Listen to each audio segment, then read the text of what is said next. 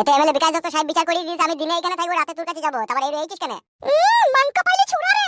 দিনে তো এই যত থাকবি থাক, তোকে থাকতে মানা নাই। বাজার হাটকে এনে দেবে রে ফাটা কুকুর বেটা, বাজার হাটকে এনে দেবে। কি রে বড়া, বাজার ফ্রি গেল, কালকে তো এনে দিলাম 2 কেজি আলু, 1 কেজি পেঁয়াজ, 500 রসুন, আদা মরিচ চাল ফাটা সবই তো এনে দিলাম, ফ্রি গেল। মরণ খাকে না কিলো। আমার কাছে সব খবর আইছি, তোর ওই ঢেমনকে তুই মাকা খাওয়াছিস, রাত্রিরে রসগোল্লা খাওয়াছিস, পান্তুয়া খাওয়াছিস, আর আমার বেলায় কিচ্ছু নাই। খালি শুতে যাবি নাকি তুই আমার কাছে? ফাটা কুকুর বেটা, তুই বললি কি আমার এই বউকে আমি পান্তুয়া খাওয়াছি, রসগোল্লা খাওয়াছি, কে বললি তোকে? সব খবর আইছি রে ফাটা কুকুর বেটা, আমার কাছে খবর নাই, সব খবর আছে আমার কাছে। খবর দেওয়ার লোক তো থাকবি, তুই যে আড়ালে পারলে অনেকজন আছে, এটা খবর দিবে না তোকে? তোর মতো লাইলো হলো তো কি বলি বরান কোসেছিল। এ যা রে বড়া, যা এখন বকাই না, যা, আমি ঠিক আছে, যা বাজারে একটু পরে এনে দিচ্ছি।